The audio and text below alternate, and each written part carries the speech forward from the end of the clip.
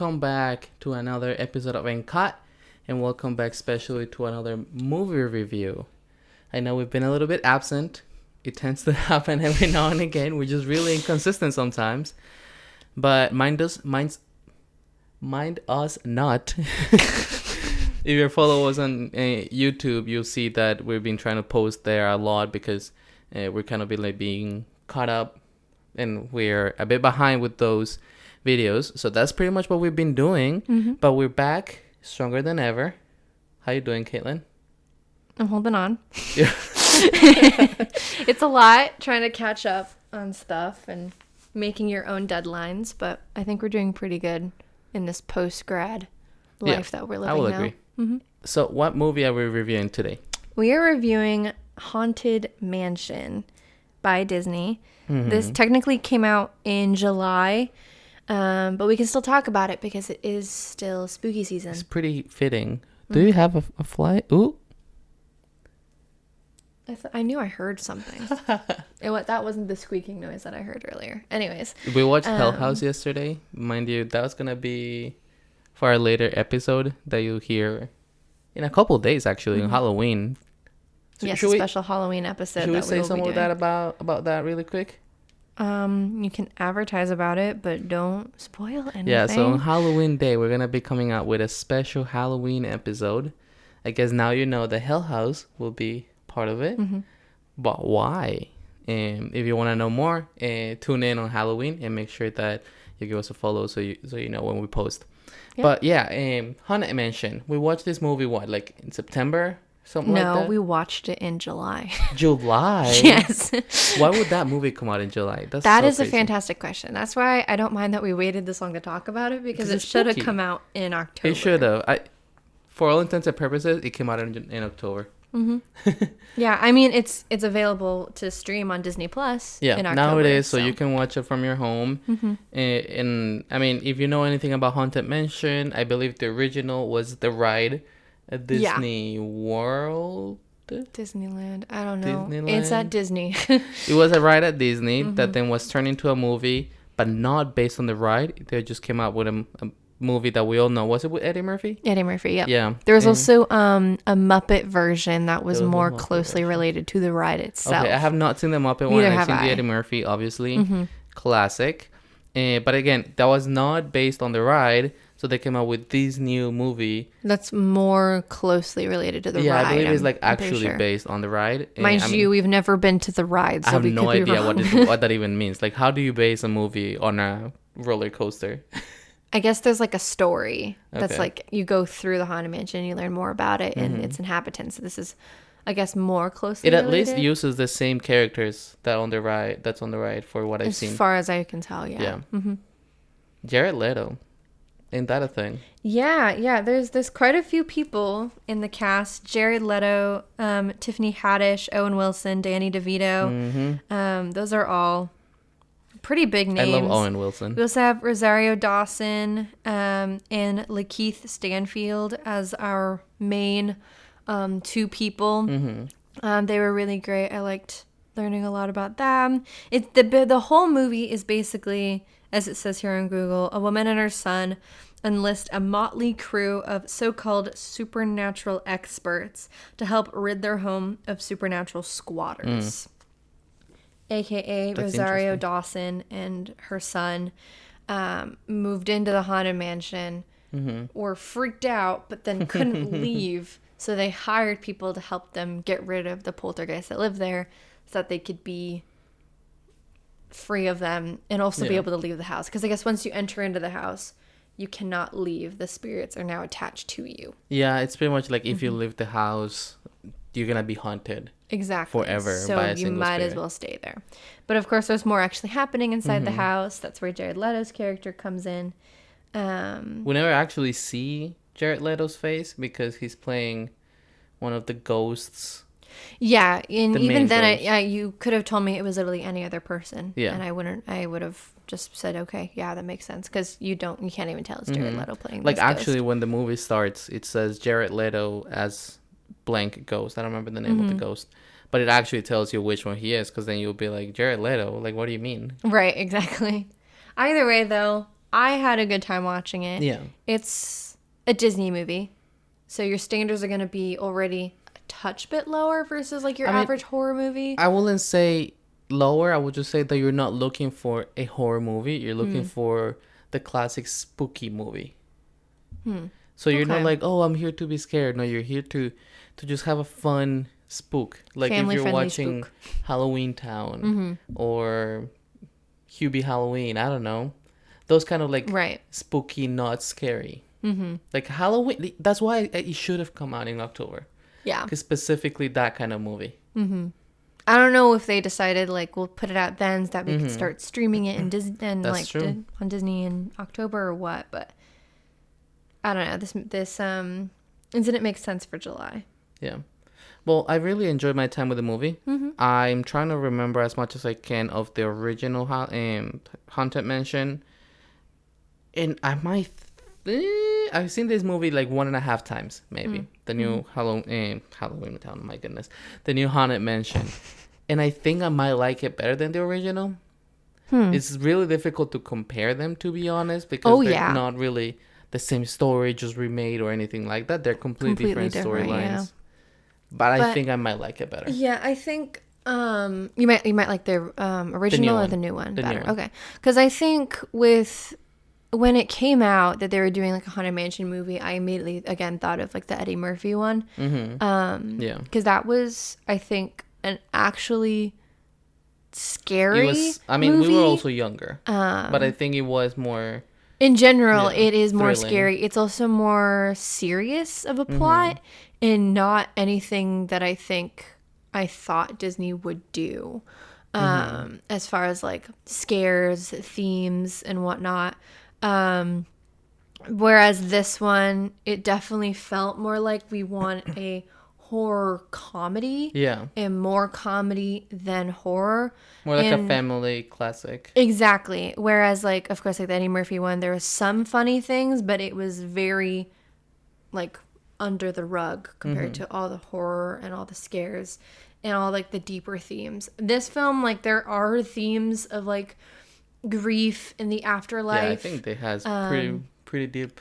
Pretty deep, but it felt lighter. Overall, compared to the Eddie Murphy one. And also the look. I mean, obviously darker. With newer cameras, it's easier to have a clean look.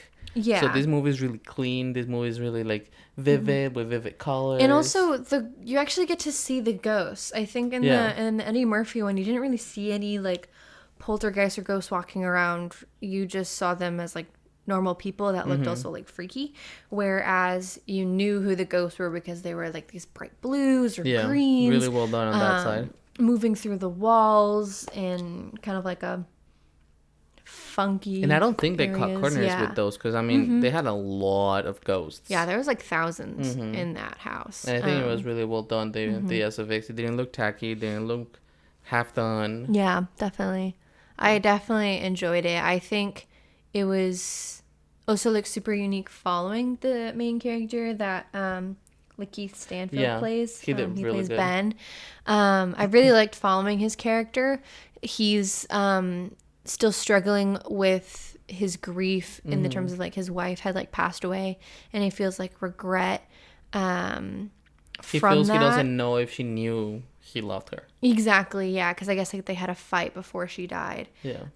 And while her death like wasn't his fault at all, like she just simply like got into a car crash, I believe. He still feels like he didn't get to fully say like oh, I love you. So there is a lot of like going back in his memory and seeing all these nice little moments. Exactly. To the point that at the end he realizes that of course she knows he loves her. Yeah. Because they had like this solid relationship, and just because you have a fight doesn't mean that she's not aware of that. And then, like comparing that grief with the son's grief of losing his dad, and this overall feeling of like I miss them so much that I want to see them again, no matter I'd what. Be tempted to join them, and like letting that depressive state of grief fester in you, and learning how you can get to the point of like acceptance. And that becomes really interesting when you think about the fact that our main character has been talking with this kid thinking that the father was just that they were just a couple that split up. Right. Not that the father had died so recently ago. So he's been just talking to his kid, being like, oh, I'm sure he loves you and you can stay in contact. I'm happy you're talking with him, even though if your mom doesn't know, I promise not to tell her, blah, blah, blah, blah, blah, blah. It really puts it into perspective once you realize that the father is dead. Yeah. Because no one knows. I mean, obviously people know, but they don't make the audience know. The audience part isn't of it aware till the that they very died. end. Exactly. And on the hand side, we have the main character also, I think, falling in love with our female character. Yeah. But it's not like we definitely love each other. It's more like we're in this together and we're actually like going through the steps kind of thing. Right. And I like that. Yeah, definitely. Obviously, there's more characters in this movie. Obviously, Danny I mentioned DeVito like was Tiffany great. Haddish, Owen Wilson, Danny DeVito. They bring in more of like that comedy aspect, which I enjoyed a lot. Owen Wilson was amazing. Yeah, I loved all him of in his that. movies are great. And then White of Man course, Can Jump. I love that one. Yeah, seeing Danny DeVito like running around was like one of the last things I expected. I thought that was pretty funny. But I just overall felt like this is cute. I wasn't like overly like, oh wow, like this is like Yeah. breathtaking. I guess on that or, side, it is wow. like a Disney movie. 'Cause Yeah. I don't think anybody, well, many people probably do, but I don't think most filmmakers or film people are like, my favorite movie is this one Disney movie from the 2000s kind of Right. thing. Definitely. Yeah. So it gives off like this could become like a nostalgic Halloween movie for like sure. a younger audience. But for me, I react to it the same way I react to watching like those like older 2000s. Exactly. Or Do you remember that Halloween one ones. Christmas movie that I really liked that I said I would like to watch it every year about this toy maker? Oh. Jingle Jangle. Yes, Jingle Jangle on Netflix. Haunted Mansion gives me the same vibes as Jingle Jangle. That is like, if this came out 20 years ago, it would be an absolute classic. And that's the feeling that these two movies give me. It's like Interesting. I can see myself watching them every Halloween season or every holiday season. But it's nothing that I feel like It's not the greatest movie of It's all not the time. It's greatest just movie of such all a time, fun time. Yeah. you enjoy it while you're watching it. Exactly. Definitely. And I don't know if like that helps the ride, people going and seeing the ride. But I'm sure It's for there. at least like younger audiences, they Yeah. can remember that. All right, shall we get into some reviews? Yeah, to what some professionals in the field say. Are you saying that we're not professionals in the field? Not yet. We're not getting paid to do this. They are. I'm a free professional. Okay. So the first one's from RogerEbert.com. They gave the film 2 stars. Wow, Roger. Simeon's film does display its fun-loving origins in how the house can transform into a surrealist landscape, halls that never end, ceilings that extend into impossibility, gargoyles, hidden rooms, and the ever-so-classic ghost-inhabited portraits recall nostalgia for the film's classic Gothicism. Haunted Mansion boasts a handful of playful chases and spooky sequences, but they're fleeting and soon bring us back to the film's stuttering pace. It's hard to find any true tension in Haunted Mansion until the climactic face-off in the 3rd act. Perhaps the greatest letdown of Simeon's movie is how little the cast delivers. The ensemble is brimming with lively, prolific candidates, yet the script hardly seems to keep this in mind. Their talents are either underused or misdirected. Stanfield's Ben mourns the loss of his wife, his grief becoming a cornerstone of the story. Yet while we've seen Stanfield display emotional depth in other roles, every Tilfer moment feels like a soap opera, not an account of sentiment or performance. There's a sense of watered-down contrivance across the board. The forced, postured, will they, won't they romance between Stanfield and Dawson showcases this also. And with seasoned comedic actors in Wilson, DeVito, and Haddish, too few of their comedy efforts actually hit. Haunted Mansion is constructed with the familiar bricks of a Gothic tale down to the theme of grief that runs throughout. There's a thoughtful examination of how grief makes us vulnerable, while also being able to harness the power of that love to connect with one another and appreciate the lives we lead. There's also value for family audiences in the nostalgic spookiness that rides along the surface, but with a repeated sourness in the film's comedic efforts and a tragically misused ensemble, Haunted Mansion misses the chance to become a Halloween classic. So what do you think? I mean, that was a definitely interesting take, but I think what Roger Ebert was trying to go for was a more serious movie. Like, I don't think they were expecting, because they're mentioning the comedy and how not all of it hit and how they didn't use the talent of these actors to the fullest extent. I think they did. Really? Yeah. I mean, you don't want to... He was also mentioning how sometimes the grieving moments will overtake the comedy. But I think it's because the movie wanted to be a little bit more than just a normal Disney movie. I mean, which kind of clashes with what we were saying just now about it not being so serious as the original one. Right. I don't know. I just feel weird about it because he's almost contradicting himself, saying there were too many of these serious moments, but it wasn't funny enough. Interesting. Yeah. I mean, I guess that's why I feel kind of like about the movie. Because I didn't think it was like overly scary or overly funny. Yeah. It was just sort of like, wow, this is interesting. And a story that I can't say I've seen done a lot. Granted, I've never seen the Muppet version. So I don't know if like they delve into some stuff. Definitely scary. We'll have to watch that one. But as far as this movie goes, like I was pleasantly surprised by the plot. Indifferent. But also like, yeah, kind of indifferent to it. So okay. Just and I think it's a fair criticism. I mean, you have a star-studded cast. You kind of want them to shine. But you know, because they're all in one room. And they're also not the main characters. And they're not the main character. Can you really, truly utilize them to their fullest extent anyways? And I mean, they're on screen a lot. So it's not like they have little screen time. Exactly. Yeah, I don't know. I guess I can feel that. Yeah. This last one that I have is from IGN.com.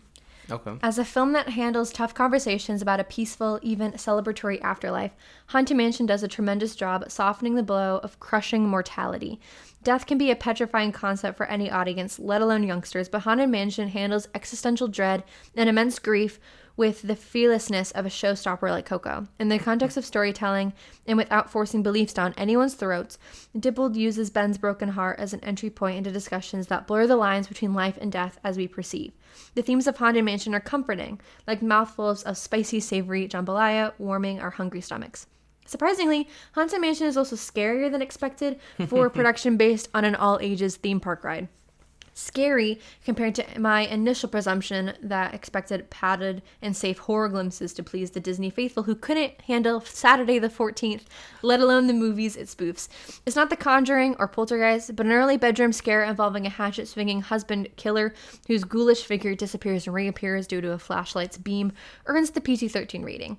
Simeon uses Ben's specially designed ghost capturing camera like he's in a level of Fatal Frame. I guess that's a video game.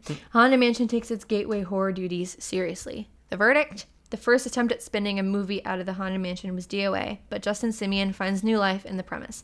Gateway horror can be so fickle because it needs to impress viewers of all ages while gearing scares toward lower tolerances. Haunted Mansion does precisely this, with a cast of characters battling their own existential demons, in addition to their grim, grinning roommates. Don't worry, it's still an enjoyable romp that makes for a maximum movie-going entertainment. The boundless boldness of the storytelling and creepiness of haunted New Orleans architecture are welcome bonuses.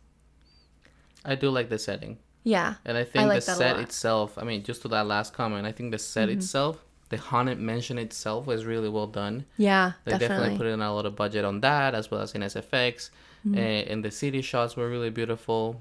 And I think just the setting overall was really well done. I like the phrase gateway horror. Yeah. That's actually, I didn't think about that, but like this thought, it makes a lot of sense. I mean, because you know, Disney can be put in a tough position where it's like you don't want to make a movie that's like too scary. Like, because you gotta know your target audience. Yeah, they have this target audience that is relatively specific. And I think maybe that's where some criticisms of the original Haunted Mansion might come into play, because it's too scary and the plot is harder to swallow for younger kids who watch it.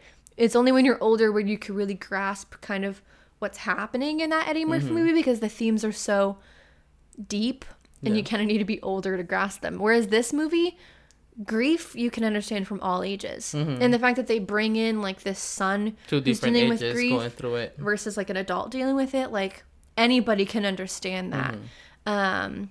And so yeah, I think this is a pretty good gateway horror. And while we might not have found it to be the scariest movie, there was some moments where I was like, that it would actually scare me if I was watching this. I want to see my 5-year-old brother watching it and see what he thinks. Yeah, maybe we shouldn't include him on this episode. But yeah, overall, I did enjoy it. I thought it was good. I don't know if it would become like a Halloween staple for me. I can see personally. Me watching it. But yeah, every Halloween. Like yeah, we can revisit it again as well. See how we feel in 20 years. Right. Yeah. So out of 5 clapping boards, I think I'll give it a 3.5. Interesting. Yeah, I'll give it a solid 3. Yeah. I feel good with 3. It's not a bad movie. It's actually a really good movie. It's a solid movie. It's just not our cup anymore. Of tea. Yeah. I feel like we could have enjoyed it if we were younger. Exactly. But other than that, I can see me mindlessly watching it on the side. Right. So yeah. It's just mid. It's just mid. To put it into Gen Z terms, we just found it to be mid overall. Yeah. There's no shame in that. Well, thank you so much for being here one more time with us. You can follow our podcast at NCOT the Podcast on Instagram. You can find us on YouTube at That Film Couple. And you can also find us on TikTok at That Film Couple. You can find me on Instagram as... Oh, I just changed it. Yeah, I was about to say the other one. Updated our usernames on Instagram. So you can find me as sebi.mp4. And I'm caitlin.mp4. We think we're really cool because we did that. Oh, we're super cool. We definitely are. Well, once again, thank you so much for being here. And we'll see you on the next one. And cut!